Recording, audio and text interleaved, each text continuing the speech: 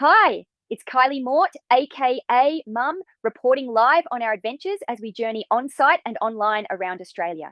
But just before we jump into today's adventure, let me ask you something. Why did we go to Hat Head Holiday Park for just one night?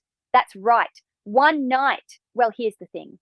We'd heard that Hat Head, or more specifically the beaches here, had some of the best fishing on the entire East Coast. It was affordable, and of course, it had beach access. And not just any beach access. Connors Beach was dog friendly, so why only one night? Well, mainly because we already had another booking further up the coast. But this raises a big question.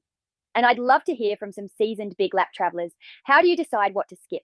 There are so many incredible places to visit. How do you pace yourself? We've been traveling for months now, and we've only made it 2,500 kilometers. So, any tips? Seriously, I could use some advice. But back to the important stuff. How did we rate Hat Head? As a stop, it was amazing. But with the weather we had, not so much. We didn't arrive in the rain, which was awesome. Because setting up in the rain, yeah, that would suck. But it was all rain after we got there. As you can see, the beach walk was fun, but windy. Poor Bingley got sandblasted.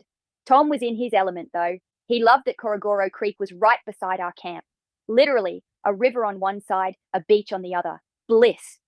He went out catching bait for a few hours and was well prepared by the time Stick arrived, but by this point it was bucketing down. But these guys, they're fishermen. They had planned, they had bait, and they gave it their absolute all. But how did they return? Freezing cold, soaking wet, and dinnerless.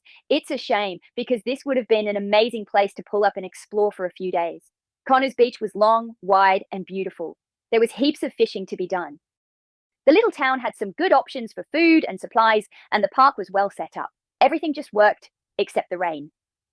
Bingley and I didn't even get our usual sunrise walk because, you guessed it, it was stormy and wet. As a stop, we didn't achieve much, but would we return? Definitely. Let's just pop that down as a recon and not a full experience. Family ratings. Preteen boy, 6. At least the Starlink reception was good. Teen girl, 5. Did she even leave the van? Dad, 2. Due to his fishing trauma. Mum, I could certainly return with some better weather. Have you got some great tips for us or places you'd recommend? Follow us on site and online around Australia on Facebook for all the photos, or Instagram for the TLDR version, or subscribe to YouTube to get the notifications. Alternatively, did you want to hear all the juicy gossip about what can and does go wrong with custom built brand new caravans? I've got the scoop. Contact me directly. We have plenty of time to share all we know as we wander along. Because, to be honest, regardless of the very questionable purchases, ratings, and all that stuff, we are really just living the dream.